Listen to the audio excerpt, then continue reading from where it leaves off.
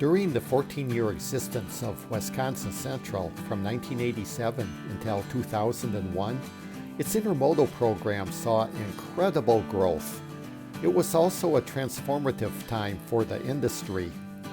The growth of WC Intermodal in a short-haul, truck-competitive market, while rolling with the times, will be explained by its marketing manager in this three-part series.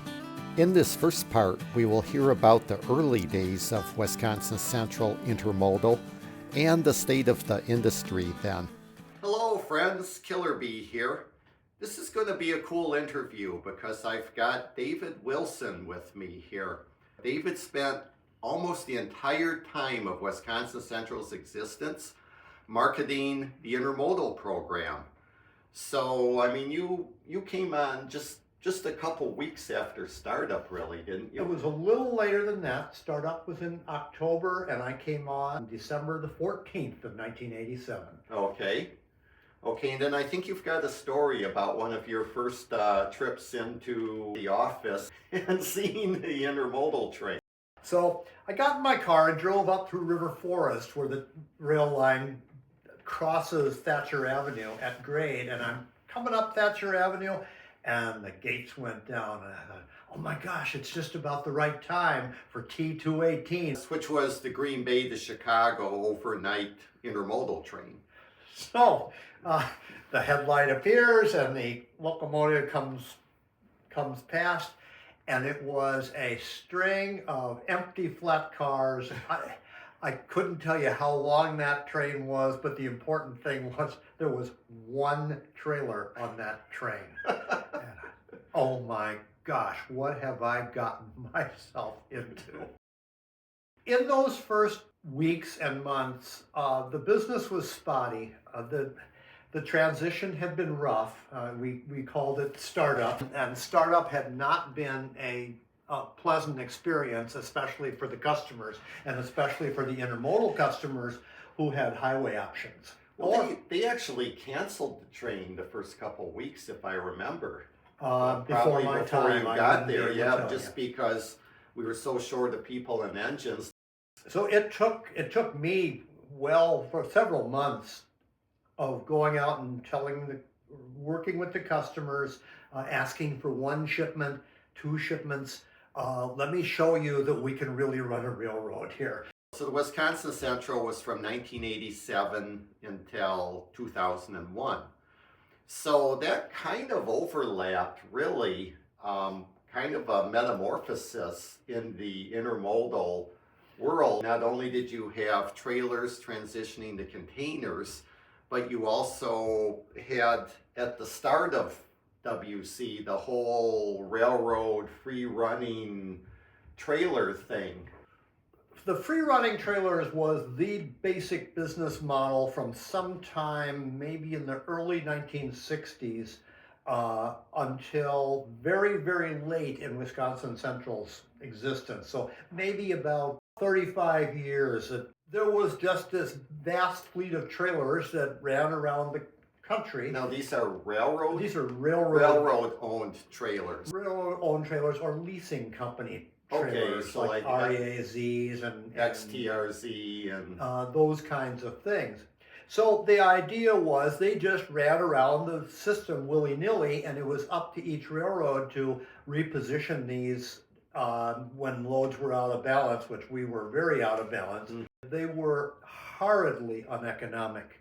I did the math at one point. A trailer lasts about 7 years or something like that. And I just actually saw a statistic recently that it cost about $18 a day, above and beyond per diem, for maintenance and all this kind of stuff. But there were all kinds of abuses in the system.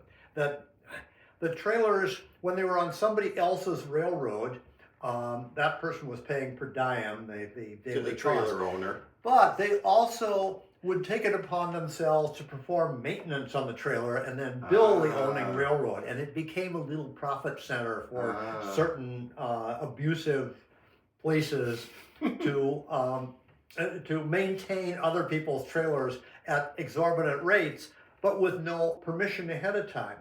But the other problem was we would have to gather up these trailers in anticipation of business that might or might not happen. So that during the course of the time of the 14 years of Wisconsin Central, the industry moved to a reservation model.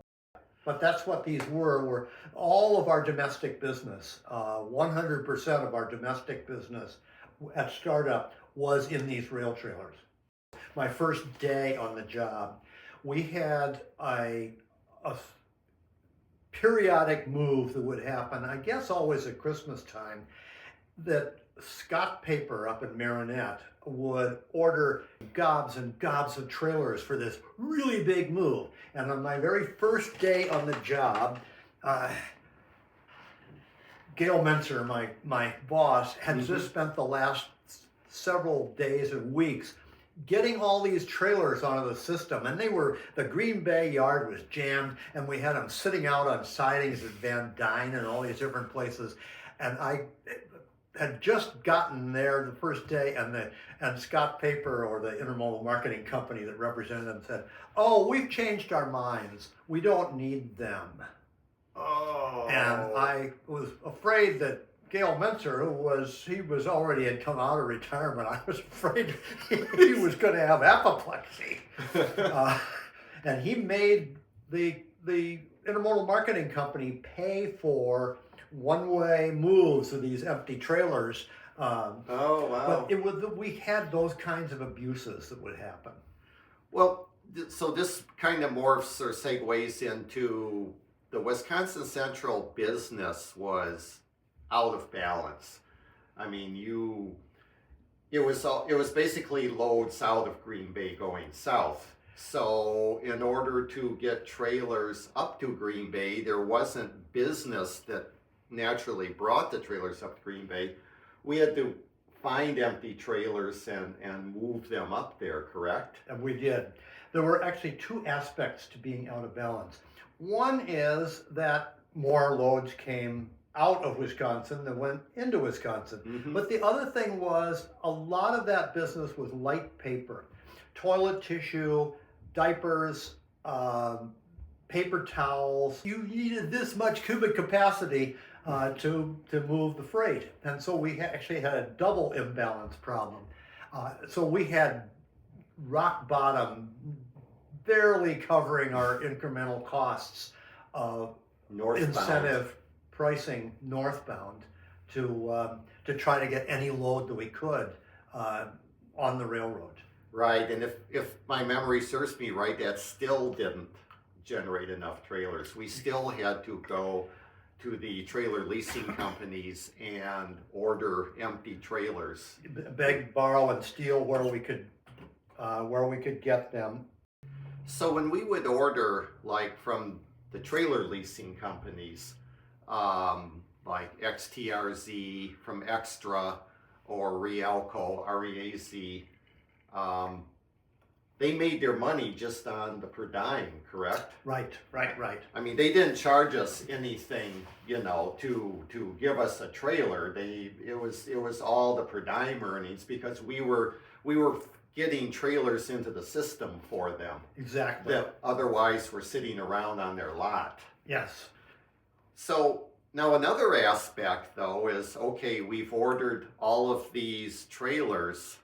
Sometimes if we were actually lucky and we were able to get 40 or 50 trailers, well then you needed cars for the trailers to get moved up to Green Bay on.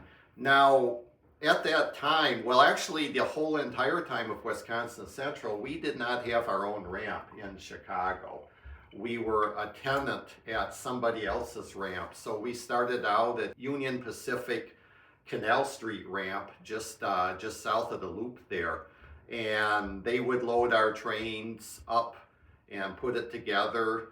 And actually, they were the ones we would go to first, if I remember right. If we needed trailers and we didn't have enough trailers, we would first call the ramp that we were the tenant at and see if they had excess trailers sitting around that they wanted to load up and get rid of. And then if they didn't, then we went to the trailer leasing companies. If they went to the trailer leasing company, then you had somebody incurred an extra cost of having the truck bring it over to Canal Street. That's true. And so we definitely wanted to get our host railroad to provide us with the equipment.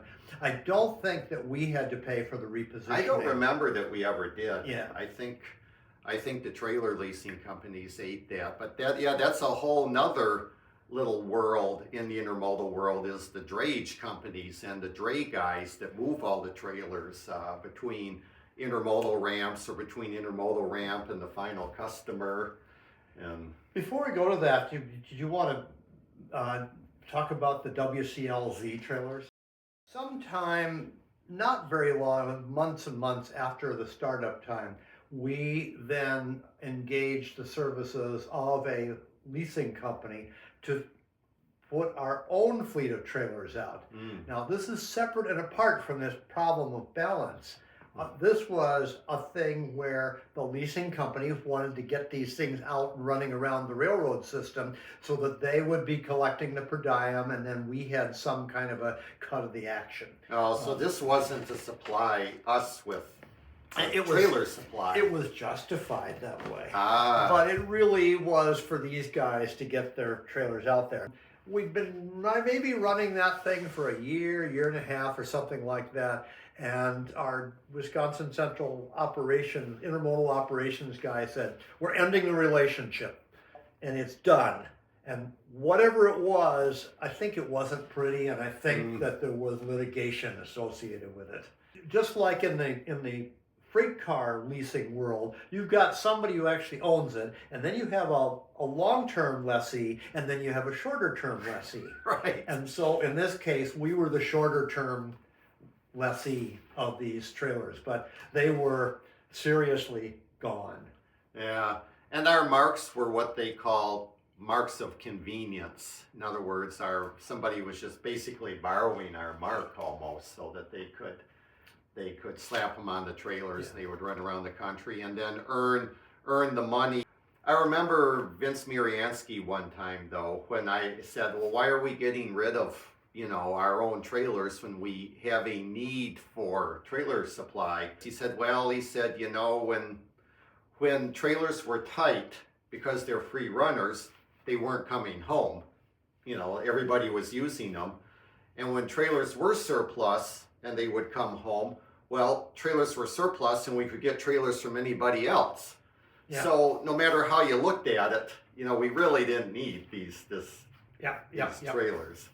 So you were the Wisconsin Central marketing guy, but yet there were intermodal marketing companies that also went out and marketed and tried to get the business themselves for basically their own account so that they could get paid and get a little cut of the action. So what kind of was the relationship between the railroad marketing guy and the intermodal marketing companies like Hub City and what were some of the other ones at the American time? President Distribution, which had started out to be National Piggyback Service, RIS Intermodal, Mark 7, there were dozens and dozens and dozens of them. I would describe, first of all, that was a nationwide thing. It wasn't just something that we did. I would describe intermodal marketing companies as being travel agents for freight. That the railroad goes from this ramp to that ramp. But the industry is beyond there. Somebody needed to coordinate the origin trucking, the railroad, the destination trucking, and then whatever else involved. Things like insurance and all of the administrative things of tracking the shipments and letting the industrial customer know. So it made sense for everybody to have these companies available. The other thing was these companies some of them were very local, one guy out of a little office, or sometimes they were nationwide. For somebody like for us, where we really needed everybody we could find to be scouring the nation for loads to go to Green Bay, it was very important for us to have a good relationship with especially the really big major intermodal marketing companies. So how did this work then? did you provide a rate to the intermodal marketing company? Yes. And then they in turn would go out and solicit, say, I'm just going to throw this out. Back then, Procter and Gamble and James River and Fort Howard. Right. Those industrial customers are what we call in the industry beneficial owners. The intermodal marketing company would go to these companies and say, we will make the intermodal transaction look like a truck transaction where all one call does it all. You tell us you need an empty trailer, we make it show up at your dock. You tell us when it's ready to go. We take care of the origin drayage, the railroad, the destination drayage, and or oftentimes multiple railroads. And then in Chicago, you had to get it from one railroad to the other railroad. And so all of that stuff was aggregated by the intermodal marketing company, so that they just then the customer, the industrial customer, just got a single invoice for the whole thing. And then we would get paid by the intermodal marketing company, right?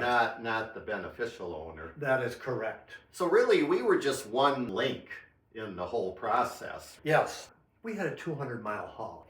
We were an extension of the whole rest of the industry, and that meant that almost every shipment that we had went on somebody else's railroad, and so we basically were just a little part of this whole big thing. So when we first started up, I say we because I was at Wisconsin Central the whole time also. Originally it was just a Green Bay down to Chicago. When we first started out, life was simple. We Yes. had trailers that ran between Green Bay and Chicago and some international shipments. And then we had another piece of business that came out of Green Bay that we would send out at Schiller Park to the Canadian Pacific, that then took it on to the Port of Montreal. And those were the cast containers? Cast and Canada Maritime. Okay. So life was simple. It was Yeah. just this and that. But then in 1989, we opened a terminal in Neenah in the Fox Valley. Later in 1989, we opened a terminal in Stevens Point, Wisconsin. Then way down the road, after we had acquired the Green Bay and Western Railroad, then we had a terminal in Arcadia, Wisconsin. And there were different ones that got talked about. There was, in the original strategic plan, there was a desire to have a terminal in Lomira. Well, the way... Which would have been for quad for graphics, quad I graphics. assume. But the way intermodal economics worked in the state of Wisconsin is you could draw a line on the south edge of Oshkosh. If that shipment originates south of that line in Oshkosh, the economics will not work, because when you get south of there, you would have to dray it back up to Neenah. And so you're actually backhauling. circuitous. Yeah. So by the end of 1989, we had Green Bay, Neenah, and Stevens Point. The opening of Stevens Point was timed to coincide with the closing of the Chicago and Northwestern's ramp at Wausau. WC studied locating their facility at Wausau or Wisconsin Rapids, but ultimately went with Stevens Point as it was on the main line, so service would be better. Our business model was, at both Neenah and Stevens Point, we only had one person designated as the intermodal guy. Oh, that's right. The yard clerk could check in the trailers and stuff, but you had just the guy that ran the lift machine, and maybe a guy that would come in.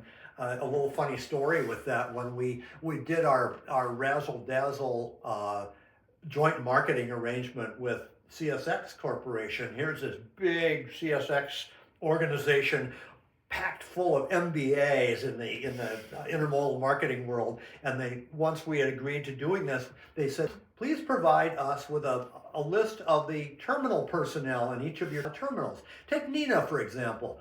Well, we have Junior.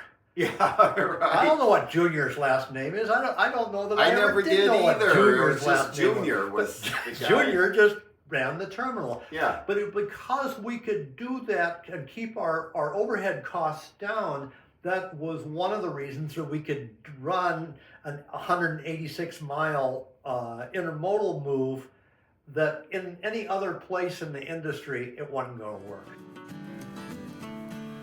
This concludes the first of our three-part discussion with David.